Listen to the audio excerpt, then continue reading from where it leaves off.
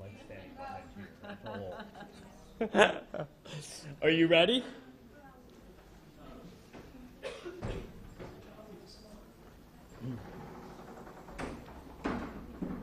Ready? But in front of the mic, all right. This is a hard thing for me to do in front of the mic. The other thing is I know that you don't want to hear me, that you want to hear Benedetta, but I want to say a few words because I am so happy to welcome a very, very dear friend.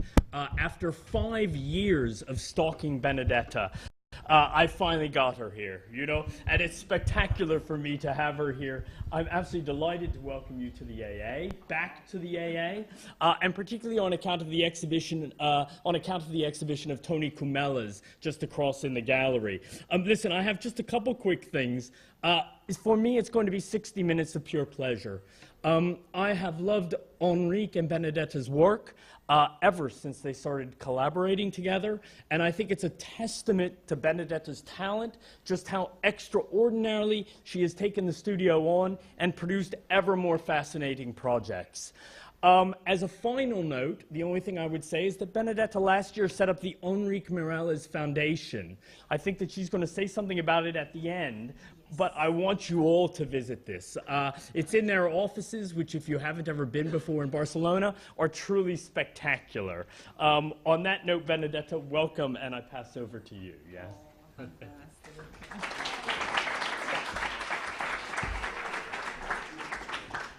Thank you, Chris. It's really fantastic to be here with you. And also we will think at the other Chris, because he's in a kind of sad moment, so we are together with him. And I really have to remember that Chris and Chris were always fantastic figures in my life in these last years, coming to Barcelona, introducing me with this experimental world they are doing with their students in their studio, and really being fascinating. Let's say they love our work, but we love their work. It's really absolutely beautiful. And today it was fantastic to be in their studio again and to see what everybody can do inspired by them. So we have this, no? We have to inspire each other always, and maybe sometimes to copy. But today I'm trying to make this video work, which is not my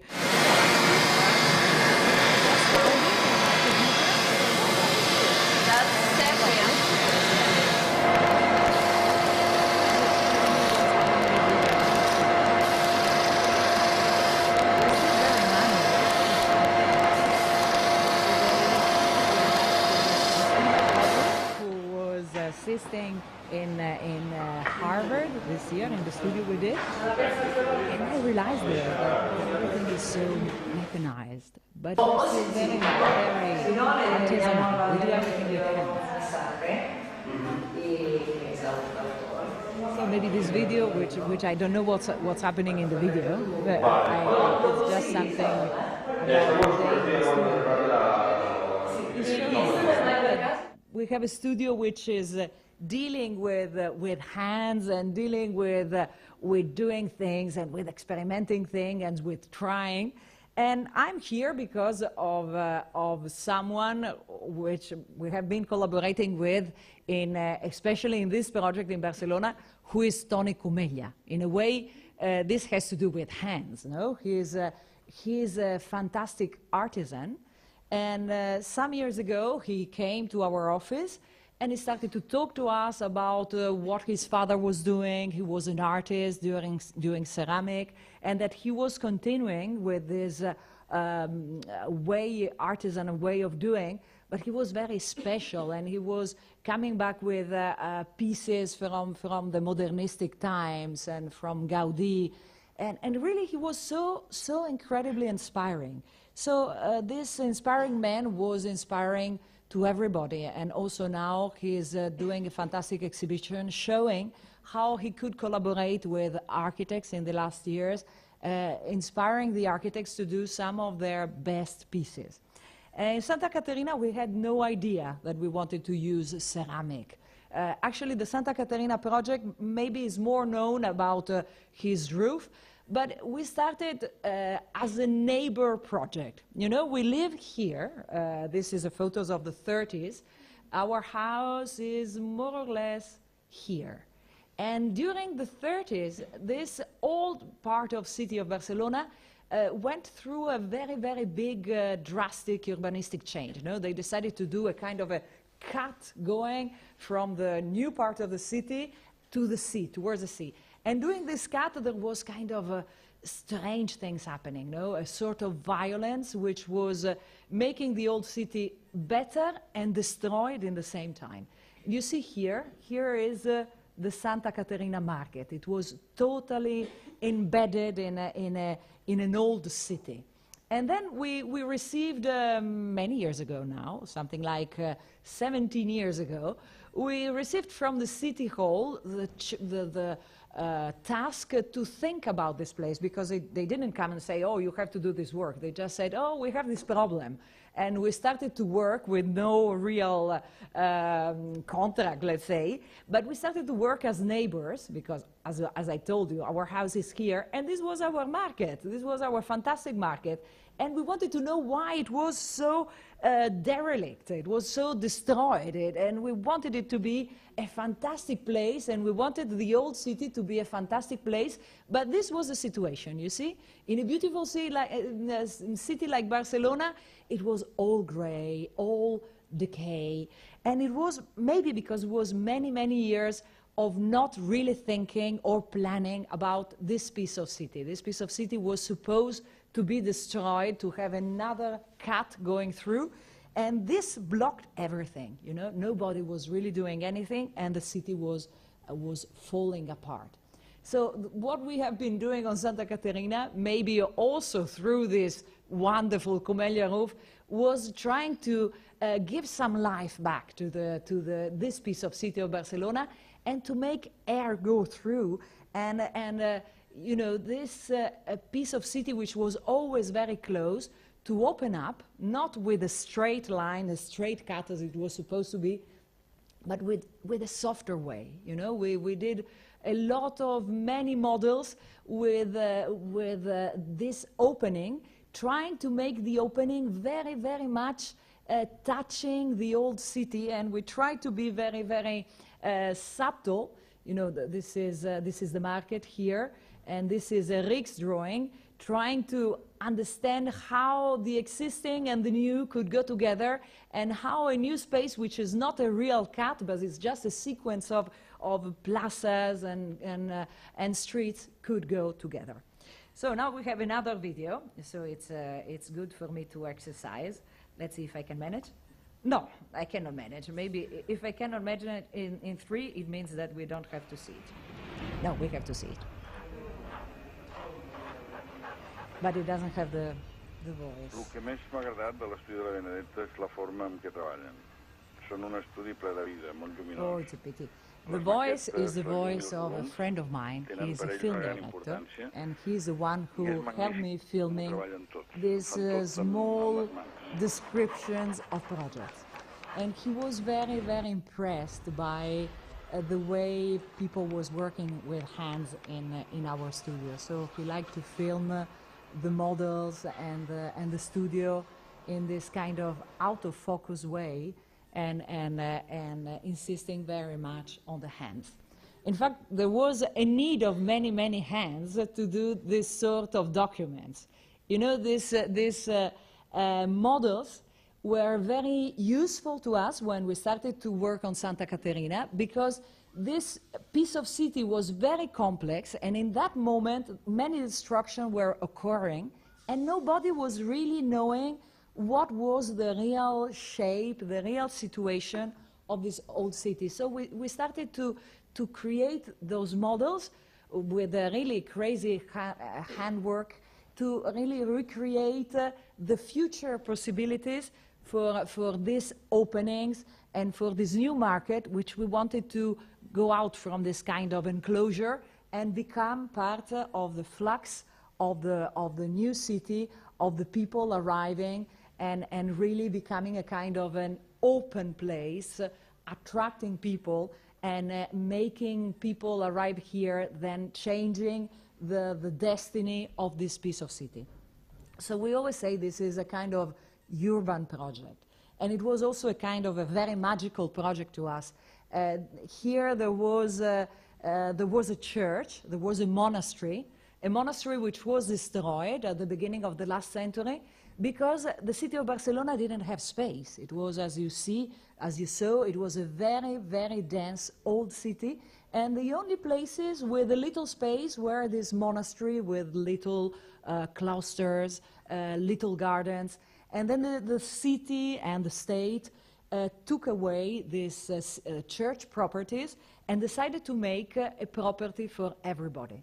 So when we started working on it, we were conscious about the past underneath this market. And the past revealed itself very clearly at a certain moment when we started to dig and we found everything, you know, all the lines, all the traces of the past were there. And it was really incredible because the past was going together with the future, was going together with the construction, and also was kind of impressive thinking that it was the first time for these stones to look back outside in the city of Barcelona and to see this new landscape around them as a kind of a miracle. No? I like these photos because these photos are kind of as if the earth itself was watching around and discovering the city of Barcelona. And of course, the monastery was a church, and in the church were the graveyards. It was full of dead bodies and of people. So it was strange, no? Every time we were going on site, we were kind of saying, "Oh, hello," and you have respect. You know, this was people, and you're doing great change on their place. No, centuries staying here. And now you're making a change, and the chain is similar, no? Also, these bones are very similar to the bones we have found before, and it's really a kind of a very, very strong presence of history, and also a very, very strong lessons to us about the continuity of history in our work, in our transformation of places, which is a transformation where we have to be always very humble because time is very strong and we are acting in a very, very little fragment of time, and we try to do our best, you know, let's say, and we try to make the place at least better as we have found it. And we tried to make the new roof, the new cover of Santa Caterina as a kind of a place full of air with little pillars, kind of an airy place full of joy where many artisans were working, no? Like Tony Comeglia, who was doing the ceramic, also the people who were doing the iron parts, they were fantastic artisans working with their hands in a very, very difficult geometry, but always able to find solutions, to find ways out, because as you see, they were really working directly with the material, not in a distance, directly, so that they could always solve very, very difficult geometrical problems. The geometry of Santa Caterina was incredibly difficult. Let's say the engineer, and this is a secret, the engineer who was making the calculation was always coming with a finished calculation after we had built a piece. So we were always hoping and say, oh, let's hope that he comes with everything. No, now it's finished. But it's really complex, it's really difficult. and at the end it was really, we were based on the capacity of artisans to believe that the things that they were doing were possible, no? Were geometrically very difficult, but possible. And our aim was, in a way, to bring to the city the happiness of the inside of a market. I'm Italian, I'm not from Barcelona. When I went to Barcelona, I was really impressed by the wonderful places that market are. you know, you go to the market and they talk to you and they call you, oh, what do you want, queen or princess? And you feel very happy, and they explain recipes, and they make you buy 3 times more than you need. But really, it's a wonderful, wonderful situation. And this is also due to the beauty of fresh fruit and fresh vegetables and fishes and all these colors, which are usually enhanced by the light which come from the roof of this traditional market, is really fantastic. And so we wanted it to be part of the outside, also part of the city, part of this renovation of bringing back light and colors into the city. And then in this moment, I went back to Tony Cumeglia, and I told him, how many colors can you give me? He said, oh, maybe 18. I said, no, this is too little. Why don't you try to give me a little more? And he really was incredible, because he also told me, you know, we cannot make red in ceramic. But in fact, he went to Germany, found new products, and at the end he was able to produce more than 68 colors for the roof of Santa Caterina, and also to produce a lot of reds and oranges and all these colors which in principle it was impossible to have. And this, we worked at the end with this kind of big pixels in order to have the real shape of fruit and vegetables. And then Tony was working with the colors and making this kind of things which everybody was thinking that they were eatable, you know, you always try to have a little piece of it. And this is the tries of the colors. And then from the colors produce the first styles. And then when the colors were approved and we were really happy about the color we wanted, then the big pieces, the big hexagonal pieces were produced and brought on site and then mounted directly from the side, from the artisan place into the site. So this is really the inside of the Tony Cumeglia place. I don't know if he showed it. And this is from Tony Cumeglia arriving on site and they have a little map, you see, the same map that I show you.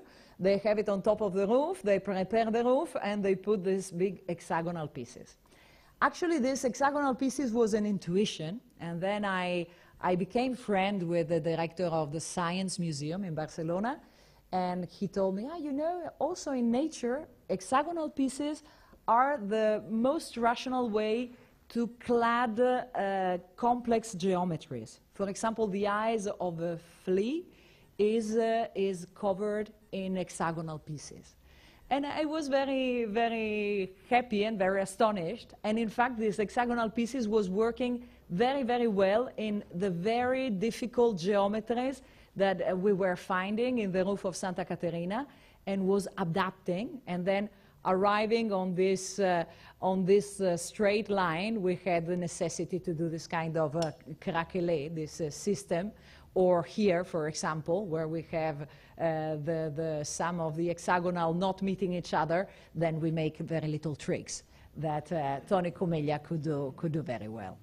But then in principle, you just forget about the mistakes, but the roof is working, and it became something very special, no? It became something very colorful, and I have to say I was kind of afraid, when this colorful roof started to be visible in the city of Barcelona, and I was feeling kind of, oh my God, maybe we exaggerated a little bit. This is something you have to go through. It's very difficult to be an architect because you're dealing from something very intimate, which is something happening in your office, then to everybody. You go to everybody. And the first time I was happy with this roof was because we live very nearby. I was bringing my daughter to school, and she said, oh, you have done a very colorful roof in Santa Caterina. I said, yes. Oh, but it's very beautiful, my daughter. She was 8. And then I gave a big hug to my daughter, and I was so happy. And in a way, it was the opinion of the city of Barcelona, because many people stopped me then afterwards in the airport or somewhere, and they say, "Ah, you have done this colorful roof, we like it." So it was a kind of something I started to feel a little more comfortable about, you know, this colorful roof becoming part of the landscape of Barcelona and becoming part of this urban change in the old city, and making the air and people and everything flow and air go through, so that life can start again in this piece of city which was really strangled with no life for more than 2 centuries. So it's very complex. The project is a very complex project with many different parts, but mainly it is a kind of cover which is covering a piazza, and it's introducing to the old city, which is now open and open to everybody. So now this is because I love to show my children, you know. She's called Caterina. They have a story very much in synchrony with this project. This project was very magical, as I told you. Caterina was born, and we gave her the name of Caterina, and few months after we had to work on the Santa Caterina project. So I always told her that she was responsible for us to have this wonderful project. And Domenic, his name is coming from the name of the monks who were inhabiting the monastery. You know, we were working with Eric, and we saw a street name which was Santa Caterina and San Domenic, coming from this origin. And we decided, oh, if we have a boy, we will name it Domenic. And he came immediately. So so they are really part of the story. They are maybe seem not very happy, but they are very, very, very important part of the story. If they knew about that I talked to you about them, they would be very angry now. But now I like very much to go back, and this is a kind of a series of spy photographs of the surrounding of Santa Caterina. And it's nice, no? When it's raining and you try to disappear because, of course, some guttering is not working very well, but people buying, the old people always surrounding, a lot of immigration around Santa Caterina. And I like very much to see how life is flowing and changing around Santa Caterina. And of course, my favorite photos are those, no? With the 2 kids becoming friends because they have a skateboard and a place to play together, no? So I hope Santa Caterina is a project like this, making the surrounding better and making this very, very conflictive social situation of a quarter which was very, very difficult, a kind of little better. So of course we love it. But we go on. I don't know how much time I have, and let's try to make the video go. How does it go? Wait a second. No, cannot go. Nah. The imagination and the combination of water, sculpture, and landscaping came together to really contribute one of the great parks in the world. Esos son realmente como unos croquis tridimensionales. Es casi como dibujar con un lápiz, pero hacerlo con un alambre. Es como si fuera una emanación del mar que llega desde la playa y entra en la ciudad. Okay, cut. But the important part was the description, the voice of the man before. He was our client. He was our client in this project. This was before being the project. And it's the Diagonal Mar Park. Barcelona had a very big piece of land which was an old industry, an old industrial park. And at a certain point, they wanted to transform it and to make it in a kind of new part of the city of Barcelona. So they called a promoter from United States. It was the first time that Jerry Hines was coming and work in Europe. And he started this collaboration with the city of Barcelona and also with some of the architects in Barcelona, and some of them, it was our studio. And we had to design the park which would connect for the first time the line of the Avenida Diagonal with the sea and with a new beach which would exist here.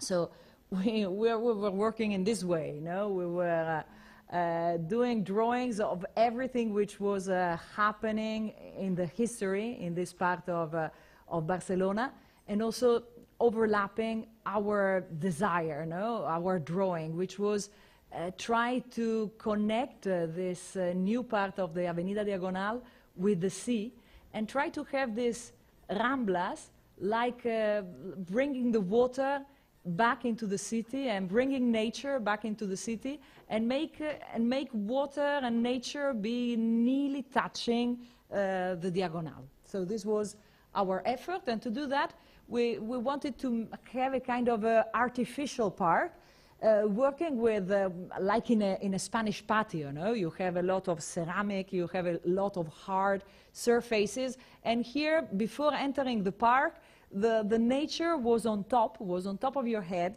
and it was in some pots that we were imagining in a kind of a confused way. A lot of colors, because of course we wanted this project to be full of things happening, full of wonderful places to entertain yourself, no? As in the parks. And we were starting to think about this pot, no? The big pot that would flow on top of your head. How could it be?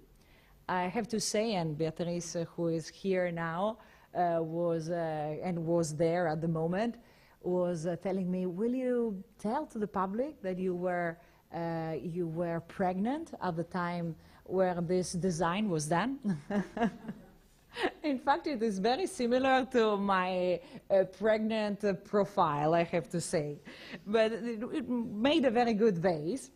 And then we had to imagine how to clad it. No? This was one of the first time we were collaborating with Tony Comeglia, and Tony was saying, oh, we can do many different colors, we can make many different shapes. So we were trying to clad this strange shape in many different unusual ways. So we invented a tile which had geometry, which was making shapes and also shadows, and maybe it was not closing completely all the empty spaces.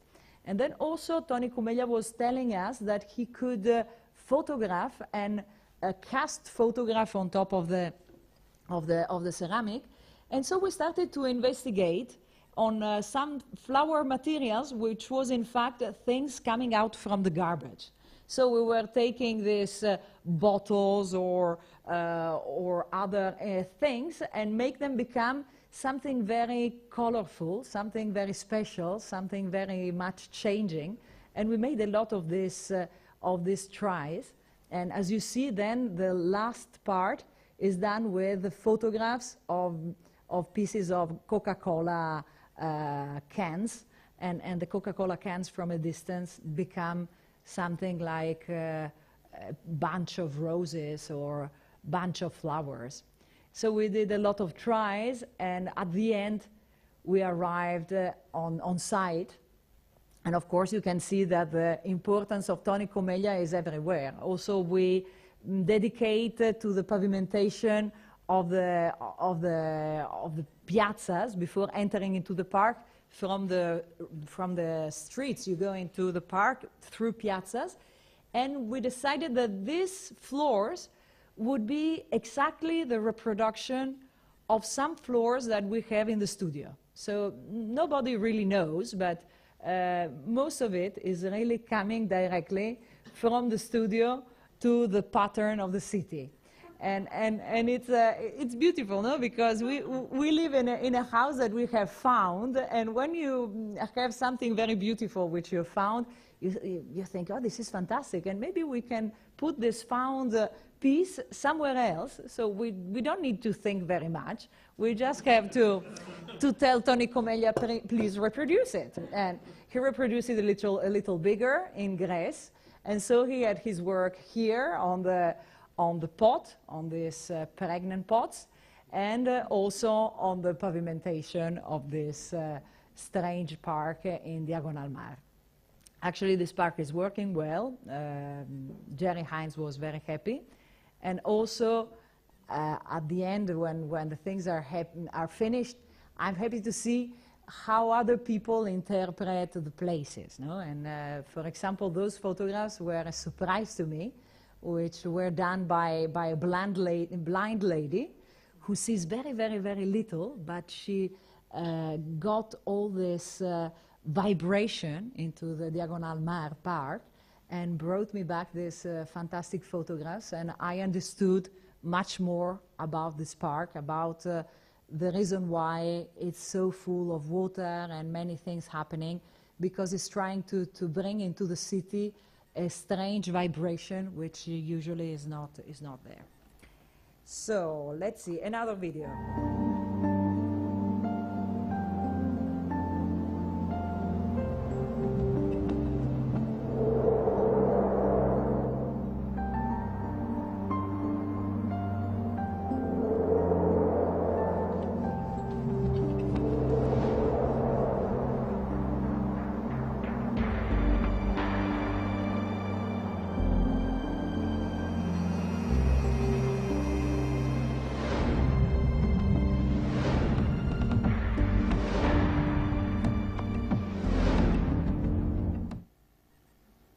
Finished. No more music. It was also a very special project, this project.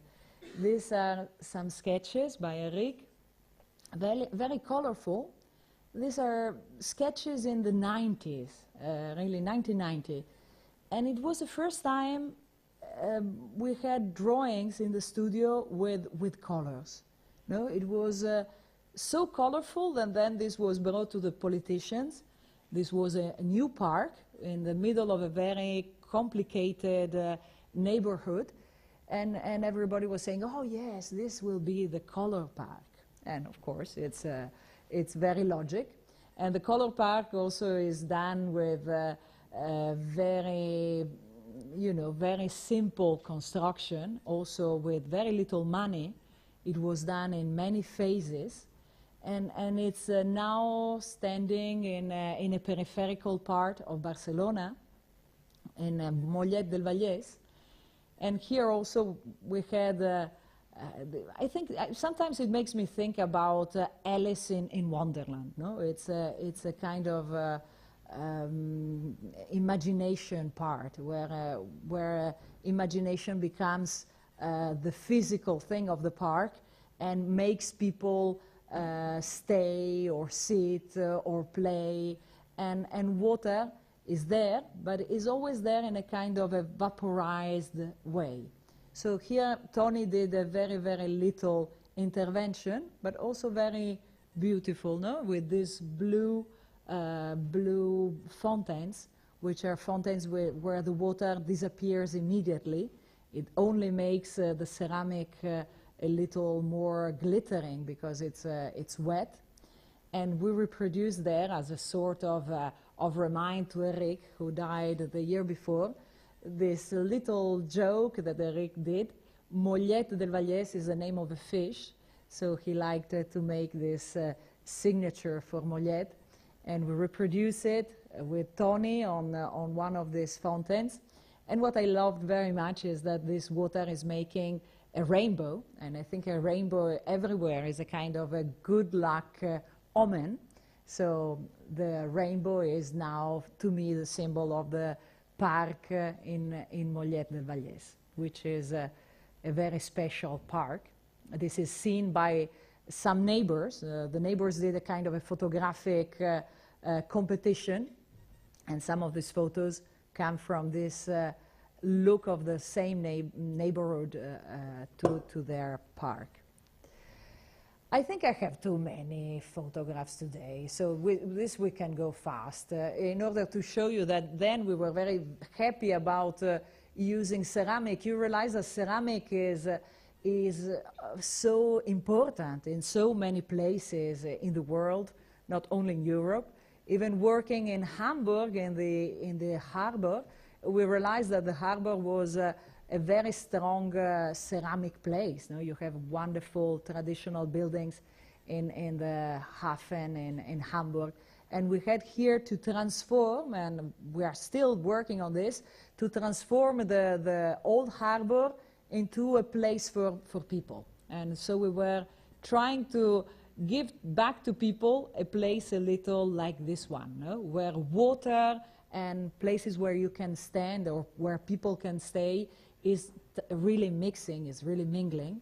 And that's why you have no real limits also now in this new reform, and you have very different levels, and also you have many different materials, so that people have the feeling that they are really back in a place where many things are happening, and they use this place in a way as if they were from the Mediterranean. No, Hamburg is not very Mediterranean, I have to say. But we could transform it a little bit more. No? They were adopting and saying, oh, you're giving us something very Barcelona, but in fact it's becoming a kind of a place for playing and for children and for families. And this is something which makes me happy, no? And this is the traditional harbor with all these fantastic ceramic constructions. Also, we did just finished very recently. We enlarged this music school. This music school we built 12 years ago or something like that.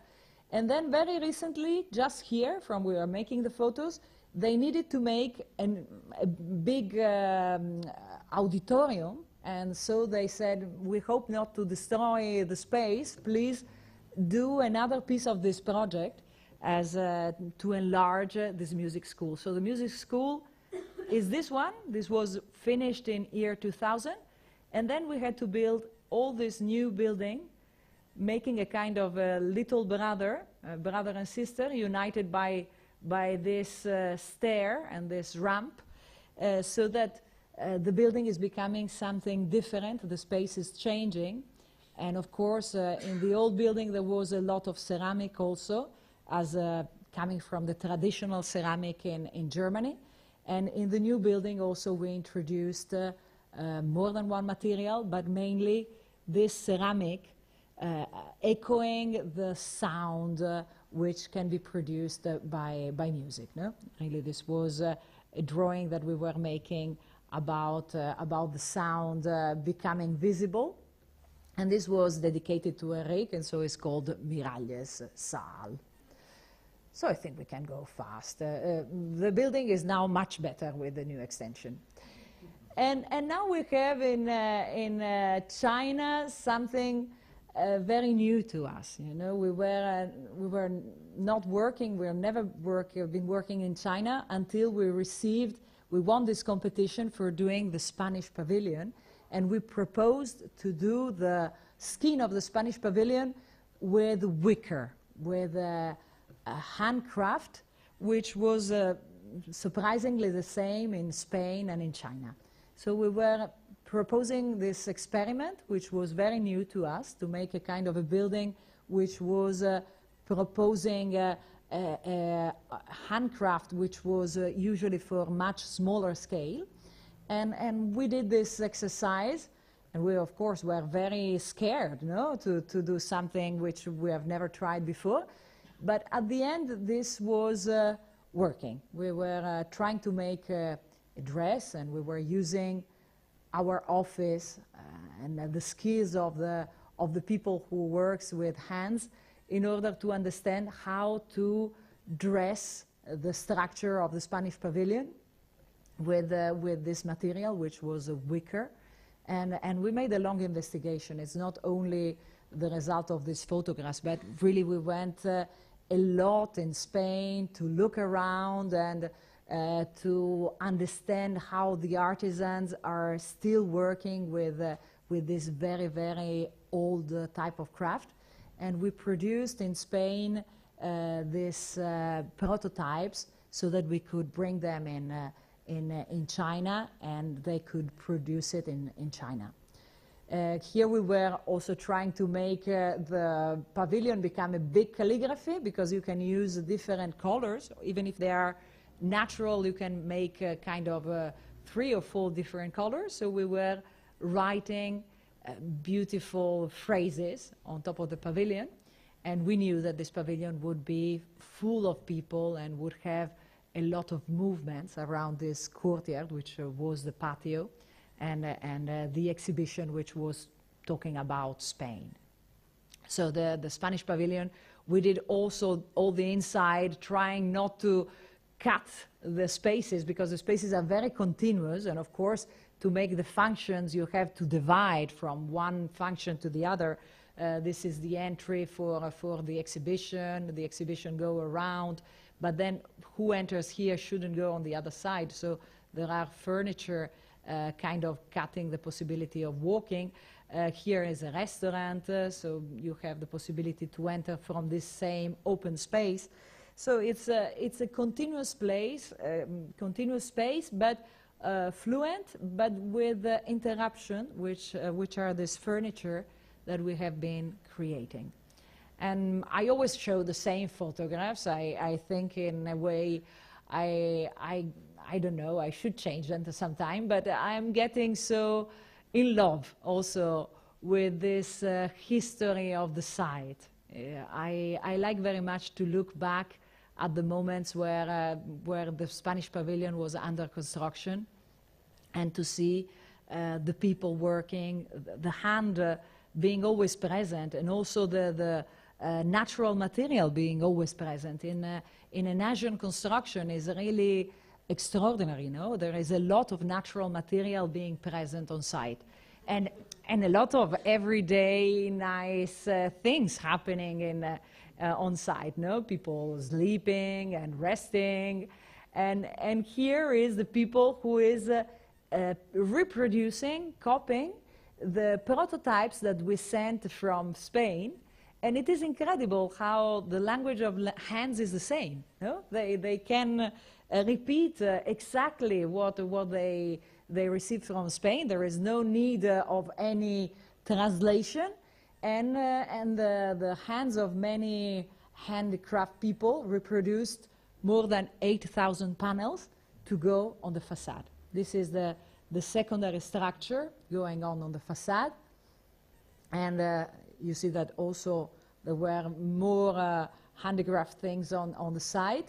And here everybody is preparing for receiving the panels, the wicker panels, which were arriving from the hands of the handicraft people on site, and mysterious because they are behind there. We didn't know how they were looking until they finally took away the scaffolding, and we started to look at this Spanish pavilion appearing and becoming something like an individual in front of us.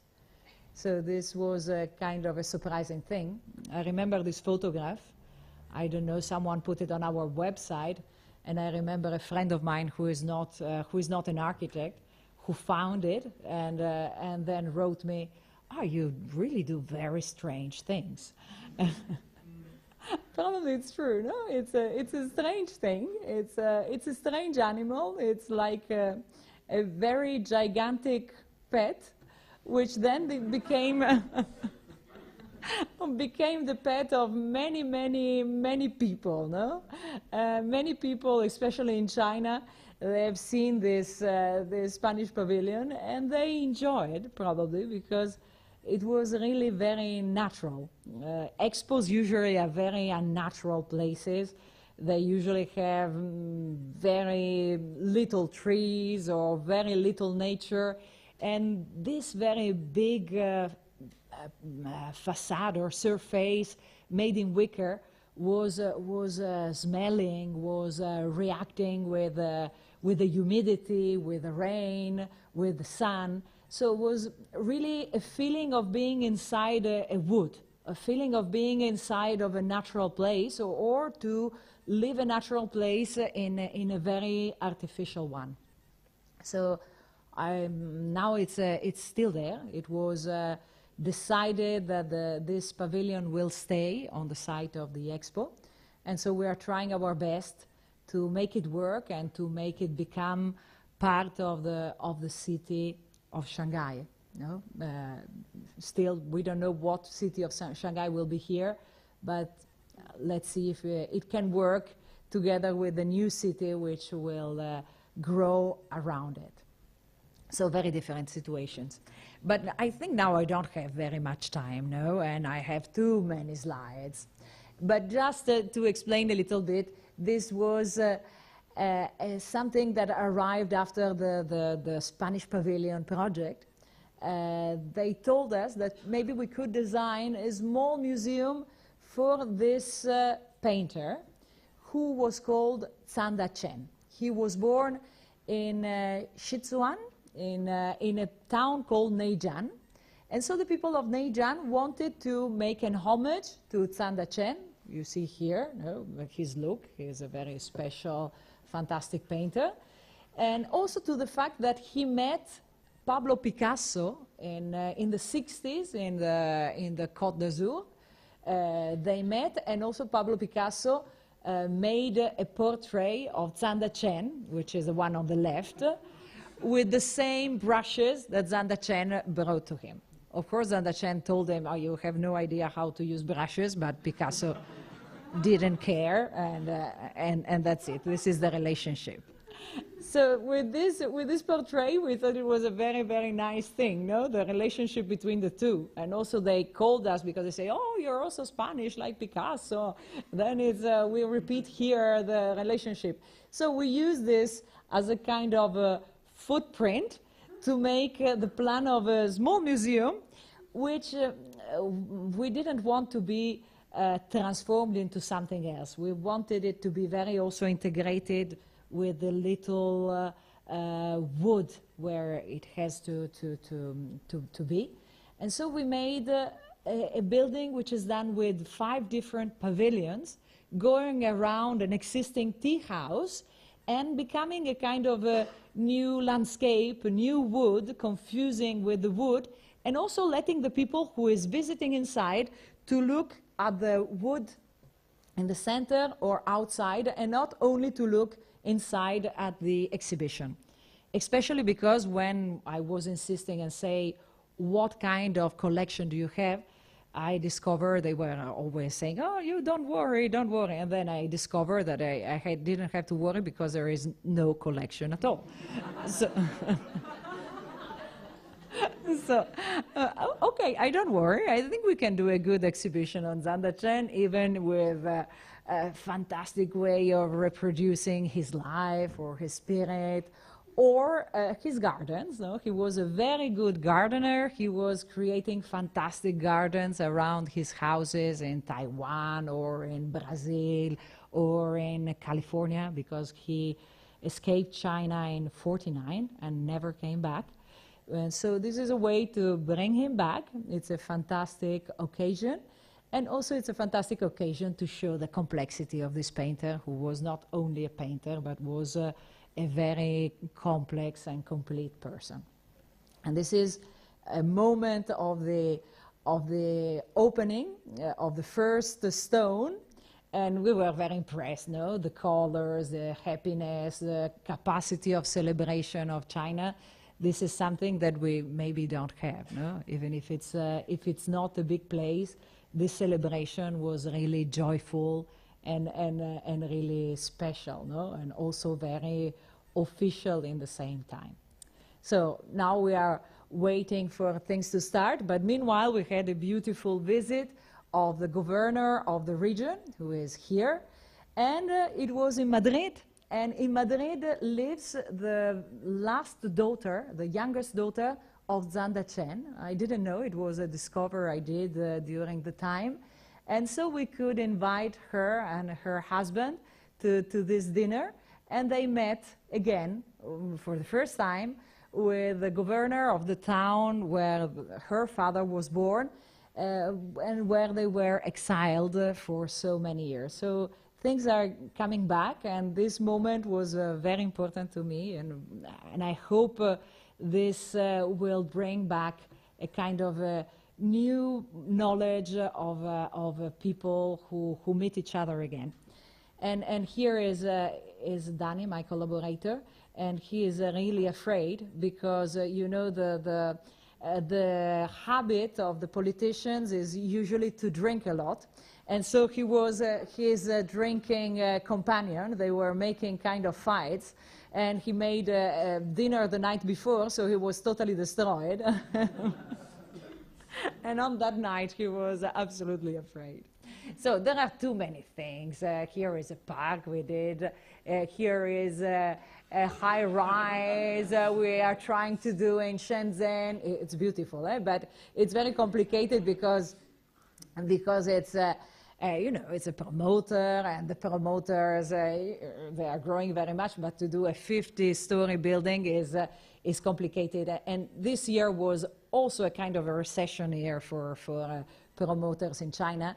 So I don't know. I might propose this solution to some other promoters in the world, because it was nice. No, it was a very nice building. And this is also a Fudan campus, a campus we are designing now. We won this competition, and we are now designing a university campus in 3 blocks, trying to make these 3 blocks working together with ceramic, and trying to make it integrated with the city, but in the same time looking as if it is a unity. So it's something very special. We are working right now, and but we don't have time to look at so many things. And also, this is a competition we did in Italy. This is like going in the office. No, in the office you see so many things because we are always working competitions and projects, and this is a competition in the north of Italy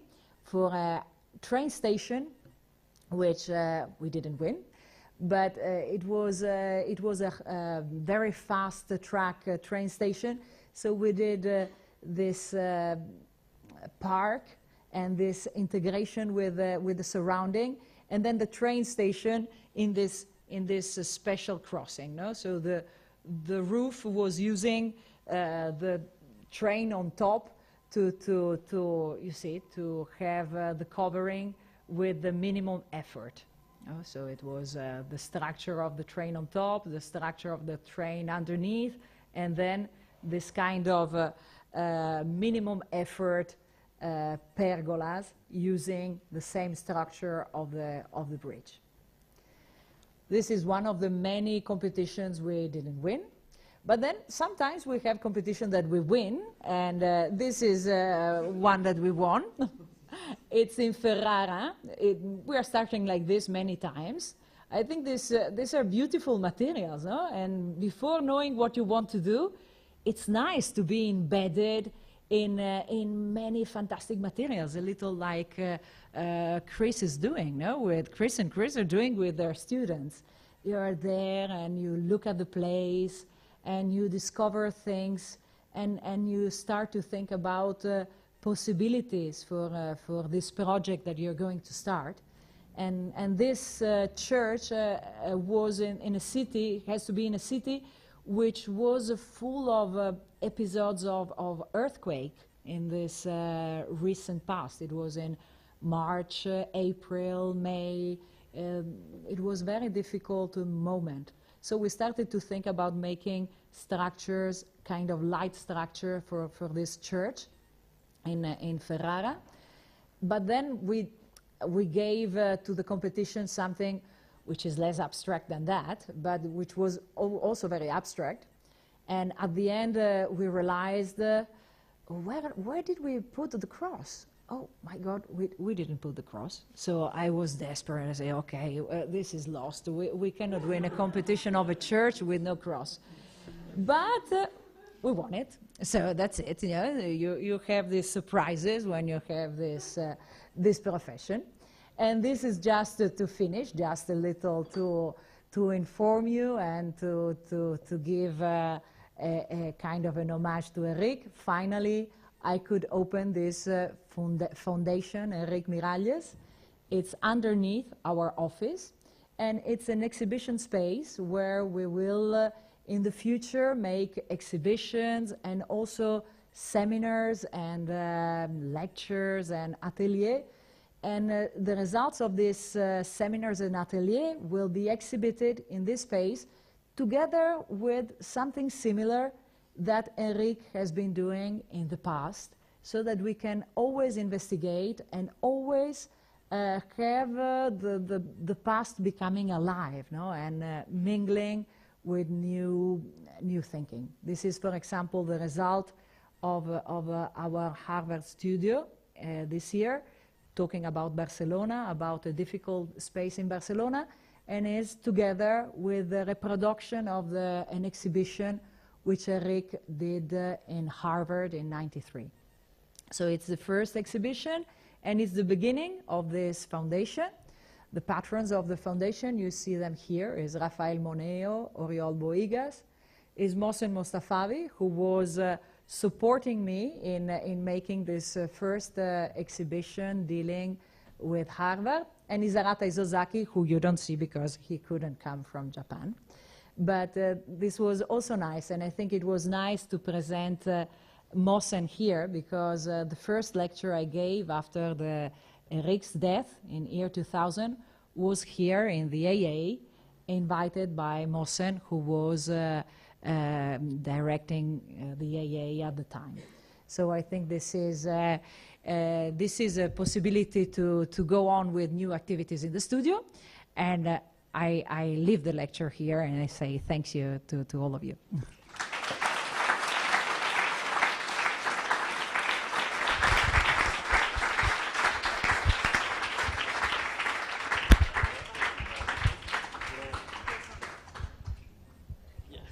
Are there any questions at all? Anyone with any questions, I'm going to run around with a microphone, okay? Thank you. Hello? I want to just ask you, looking at your works, it's quite obvious how content is something that deals with, in your work especially, with emotion. Mm-hmm. And it's funny because you find something really strong without an aesthetic of control or powerness, let's say. And I would ask you, how do you came to this kind of lightness? And the second question is, due to the fact I'm shameless, if you are hiring or not at the moment in your studio. Well, first of all, we are hiring, but we are very poor.